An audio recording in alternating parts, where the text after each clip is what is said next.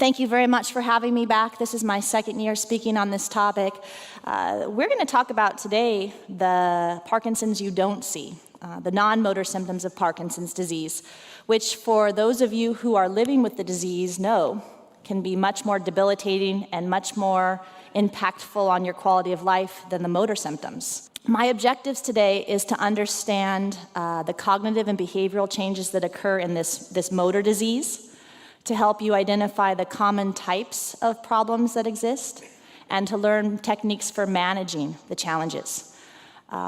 Unfortunately, up to probably, even today in people who don't know a lot about the disease, when you go into a community neurologist for your diagnosis, you very well may be told, you've got Parkinson's disease, it's a motor syndrome, here's your Sinemet, I'll see you in 3 months. Nothing's mentioned to you about the other changes that are going to occur. And so people are very often left with this question of, oh my gosh, do I have multiple things going on? What am I going to do about the constipation? Why am I feeling so down and sad? Et cetera, et cetera. It's important to understand these problems so that you can be more of an advocate for yourself and for your loved ones. And you can be a bit more forceful, we'll say, with some of your healthcare providers. So what we're going to do is, first of all, I have to tell you a little bit about the pathology of Parkinson's, because that helps you understand where all of these problems come from. You all know about dopamine. The substantia nigra starts to generate, and the brain loses its most important source of dopamine. But there are actually 2 sites that dopamine comes into from the substantia nigra. The first, the basal ganglia, is very important for your movements, also for your thinking. The basal ganglia is directly connected to the frontal lobes of the brain, very important for your executive functions, meaning your ability to think flexibly, your ability to problem solve, to initiate behavior, and so forth.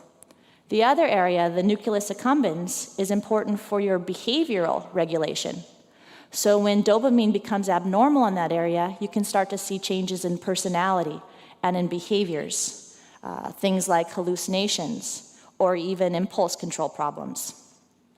But there are 2 other, I tricked her. There are several other neurotransmitter systems that are also impacted by Parkinson's. The serotonergic system, which is important for mood regulation, and the cholinergic system, that's important for alertness, are also impacted by this disease. So what we need to do is talk about all of these changes. Let's go ahead and talk about first the different classes of changes that occur in Parkinson's disease. Cognitive problems are very common, and I'm going to spend the bulk of my time talking about that today because that's my area of focus. But also realize that changes in personality are common. Upwards of 50% of individuals who are developing Parkinson's disease will experience unusual anxiety. Symptoms that they're not used to having in their normal day-to-day functions.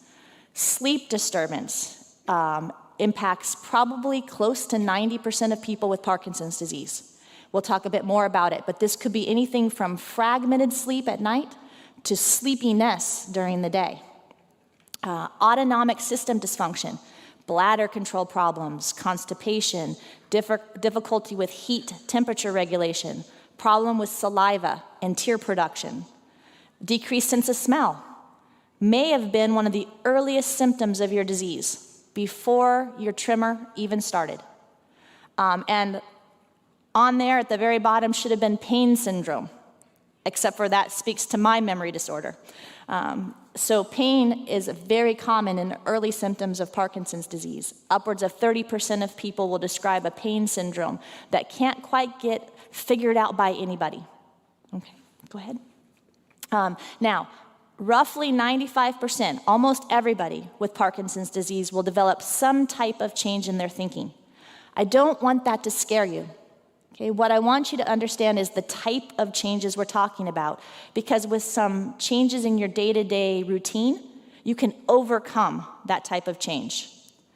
Unfortunately, about 25 to 30% of people with Parkinson's will develop a frank dementia.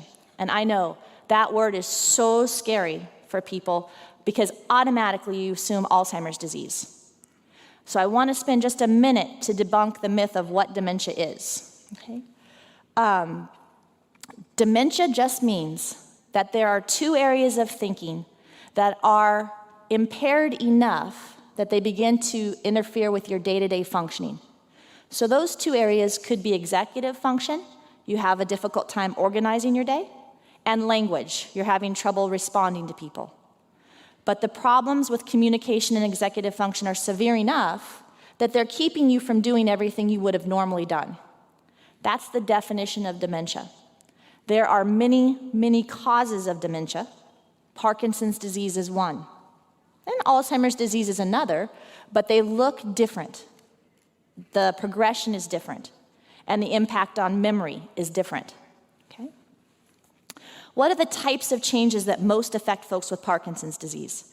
The first are difficulties with attention and working memory.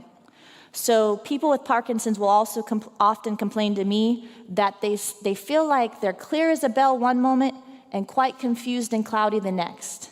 And this may fluctuate across the day, it may fluctuate across a week. But at times, a person with Parkinson's will tell me, I'm just not quite as clear as I usually am. That most likely is related to fluctuations in the amount of acetylcholine in the brain. Folks with Parkinson's will often complain to me that they have a hard time holding their thoughts online, that they're struggling to keep their train of thought. So in the middle of a conversation, they may zone out and suddenly forget where they were next. Okay? Other problems, most common, executive dysfunction. So these are problems with problem solving, planning and organization, decision making. Even retrieval of words falls under this executive dysfunction. So folks will tell me, I know what I want to say, it's right there, it's on the tip of my tongue, but it will not come out.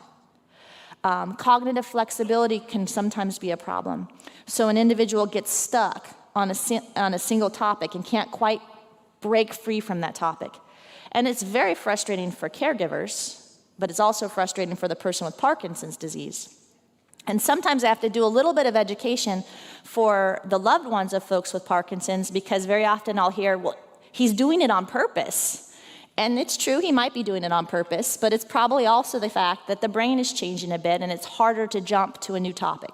Okay? Initiation and motivation is probably the most frustrating part of executive dysfunction for people with Parkinson's disease.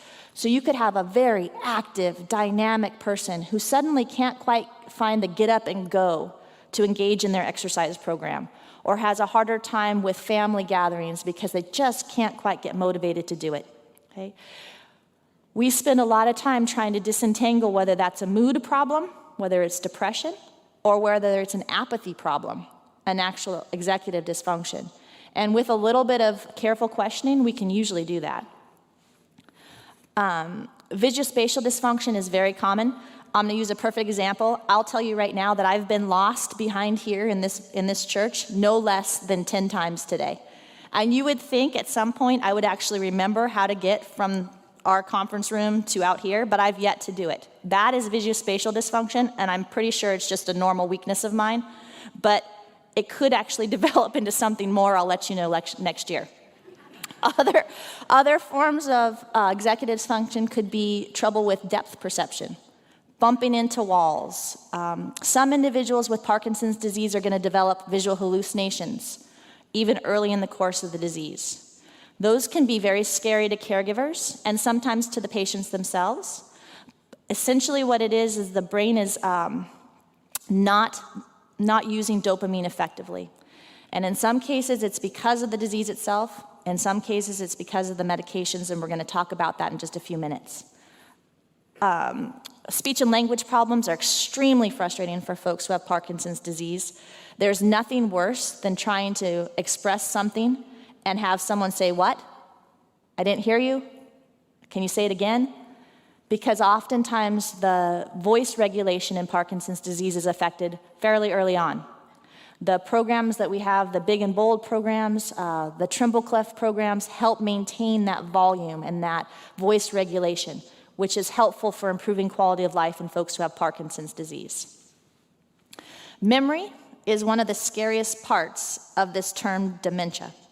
But I'm going to tell you right now that in most people with Parkinson's disease, you will never have a memory problem like in Alzheimer's disease. For the most part, the memory problem that occurs in Parkinson's disease is related to difficulty retrieving information or encoding it in the first place. But once that conversation, once that detail is encoded, it doesn't get lost. Most people with Parkinson's disease will never forget who they are or who their family is. It's a very different type of a memory disorder. Personality changes can be much more difficult. Sometimes these personality changes are due to the fact that an individual is having a difficult time adjusting to this newfound disease that's causing disability. And sometimes the personality change is due to Parkinson's disease itself. But we hear people oftentimes talk about greater irritability, difficulties with frustration. Sadness and depression is probably one of the most common non-motor symptoms of Parkinson's disease. Occurs in close to 30 to 50% of individuals, even early on in the course of the disease. Some folks will develop some suspiciousness. Apathy is also very, very common. The inability to motivate themselves or become engaged. Some folks with Parkinson's disease will develop some denial. Some families of people with Parkinson's disease will develop denial. Anxiety, probably one of the most common features, and then aggression, very rarely. Okay? The behavioral consequences are very often related to your dopamine treatments. And it's important for you to be followed by a movement disorder specialist who understands this relationship between the disease and the side effects of the treatments that we use to treat that disease. Psychotic behavior, so those are visual hallucinations, delusions. They occur in isolation before someone's been treated with dopaminergic drugs, but some of the dopaminergic drugs can exacerbate or escalate the frequency. So we know that the dopamine agonists in particular can cause visual hallucinations. Impulse control problems are a common side effect of the dopamine agonist drugs. So these are folks who develop some obsessive compulsive behaviors towards gambling, towards sex, towards shopping. Along that line are dopamine dysregulation syndrome. So some folks will actually become a bit addicted to their L-DOPA. It activates the reward center of the brain. So you can imagine that it can become very rewarding to take that dopamine drug. And that's very difficult for us to manage. Sleep disorders. Sleep disorder absolutely is a part of Parkinson's disease, but it can be made quite a bit worse by your dopaminergic therapies. In particular, some people will develop what are called sleep attacks. So during the course of their normal day, they'll fall asleep without warning. And this can be obviously very dangerous when you're driving. Can also be very disruptive for a person who's trying to continue working or doing volunteer work. So we have to really think about that and talk to your providers about what could be causing this sleepiness during the day. Falls are another. Very often people will be taking over-the-counter sleep drugs because their sleep is so fragmented. But realize a lot of those over-the-counter sleep drugs include Benadryl as an antihistamine that puts you to sleep. And that drug has anticholinergic properties that can actually cause some confusion and a higher risk of falls later on. The same goes with the anxiolytics like Xanax and Valium. So you want to really work with your healthcare provider, your physicians, to understand what different ways of treating your sleep disorder is that don't then exacerbate some of the other symptoms of your Parkinson's disease. What are we going to do to beat these things? So now you have an idea of some of these problems that are coming up. How are you going to address them? Because that's what this conference is all about. First of all, recognize that you are neither crazy nor lazy. Unfortunately, some folks with Parkinson's disease have not had very good education about what this disease looks like. So as these symptoms are developing, they start to really lose their self-confidence and feel as if there's something that they're doing, either consciously or subconsciously, that's causing some of the thinking problems or that's causing some of the depression. It's important to speak with your movement disorder specialist about the side effects. In the vast majority of cases of impulse control disorder, we don't know that you're having those behaviors until often it's too late. I've had patients who have lost considerable fortune to gambling because they hit it, being embarrassed about the fact that they couldn't stop. Realize that we can make changes to your drug regimen that can improve or decrease the likelihood of those impulse control problems, which occur in about 15% of people who are on the dopamine agonists. Watch out for medication side effects. This is one of the reasons why I say it's really important for you to be involved with a dopamine specialist. A dopamine specialist. Go find a dopamine specialist and be involved with that person. A movement disorder specialist. The movement disorder specialists have a very good sense about the complexity of Parkinson's disease and how these different drugs impact both well and poorly your entire body. If you really do a good job of evaluating the problem, the sleep disorder, the depression, the cognitive decline, we can develop some treatment plans that help you then address it and discuss the problem with others who you trust. So if you are seeing things that aren't there, tell someone, because there may be ways that we can address your environment to help reduce the likelihood of having those hallucinations. Unless, of course, the hallucinations are pleasurable, then leave them alone and move on to the next thing. Managing the alertness and attention problem, okay? Realize that your brain chemistry has changed with Parkinson's disease. The amount of neurotransmitter that you have available to your brain fluctuates, and you will identify your good time of the day. Do most of your work during that good time of the day.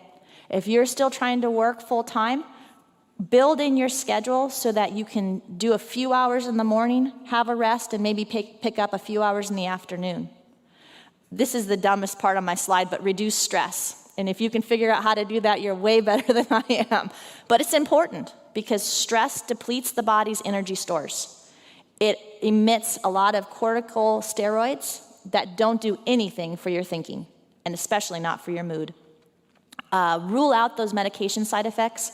A lot of the dopaminergic agents can actually cause sleep disorder and sleep problems, and we need to get rid of those over time so that you can be more alert during the day. Always schedule a short nap. 30 minutes, perfect. 20 minutes, perfect. If it's more than an hour and then moving into 2, then we need to address that. And don't overschedule yourself. I know it's hard to do, but more than a couple appointments during the day, and you'll find yourself really drawn. For executive dysfunction, limit the options. If you have a loved one who's starting to have trouble making decisions, don't ask, what do you want for dinner? Because that involves, 1,000 different choices. Ask, would you like spaghetti tonight or Mexican food? Okay, and go from there. Try to limit distractions. It's impossible to have a conversation with someone if the cell phone is ringing and the TV's on and 4 or 5 people are walking in and out of the room. Use all of those mnemonic devices like calendars and lists to try to keep you on top of what's next and simplify the steps. Don't ask someone to go get dressed. You might as well have asked them to go build a rocket out in front of the front yard, because there's so many steps for getting dressed. Well, what do I wear? What do I take off first? Help out by giving single steps and remind others to slow down. Let a person with Parkinson's disease get out their thoughts so that you can be sure that you're addressing their needs. Next slide. The communication problems, sometimes early intervention, like with a speech therapist, can be very helpful, especially if the issue is regulation of the voice. There's very helpful, you saw some this morning, techniques that can be used to help you maintain a conscious control over a behavior that used to be unconscious. And that's part of what you're going to do with Parkinson's disease. Go ahead. The depression and grief is treatable. So first of all, realize that the same therapies that help with anyone who develops depression can help with Parkinson's disease. There you see exercise with 3 exclamation points after it. And the reason for that is more and more and more now, we're seeing that exercise is directly related to your mental health. In non-Parkinson's disease studies, we've actually found that exercise is as beneficial as any of the pharmacological agents that we have out there. So think about that as you're moving forward. Apathy is much harder to manage than the depression, believe it or not, because apathy is usually related directly to changes in those brain circuits. It oftentimes will take a caregiver to help with the apathy, to actually get a person moving by keeping the schedule routine and by not giving essentially options as far as what we're doing next. That overcomes the inertia and helps an individual stay active in their day-to-day life. So schedule the exercise, schedule the social outings, schedule the time that you can be with your family and your friends in small groups. A lot of times people want to have these big gatherings, and then they realize it's not any fun for someone with Parkinson's disease because it's impossible to keep up with the flow of the conversation. So do things with smaller groups of people, and you'll find that person enjoying it much more. Denial and lack of insight is always very difficult. Remember that it's impossible to remember what you forget. Okay, that's my little catchphrase. But think about that. It is impossible to remember what you forget. So if you as a loved one is constantly telling your spouse or your parents, don't you remember? I told you this already. Well, that's not the way it happened. Don't you remember? Well, of course I don't remember. If I remembered, I would have remembered. So you have to think about that, because the more that you insist that someone's forgotten something, the more likely that person's going to develop some suspicion of you. Very rarely are we willing to look at ourselves and say there's something wrong with me, but I'm very willing to look at you and say clearly there's something wrong with you. So the more you insist that the person's missed something, the more likely you're going to develop some frustration, some rigidity, and frankly, some animosity towards you. Okay? So if it's something that can be let go, let it go. If it's something that's involving health and safety, obviously, you're going to have to address that. But you may need to do it in a more direct manner than trying to remind the person why they need help in this area. Okay? Now, wow, I did that faster than I usually do. Okay, so these diseases cause a lot of difficult problems. And it's important to recognize that the symptoms that you're having may very well be related just to your Parkinson's disease. Unfortunately, some people develop some of these symptoms and they think, gosh, there must be something else going on. And they go through endless tests to figure out why they're having some pain. Or they go through endless tests to try to figure out why they're having constipation.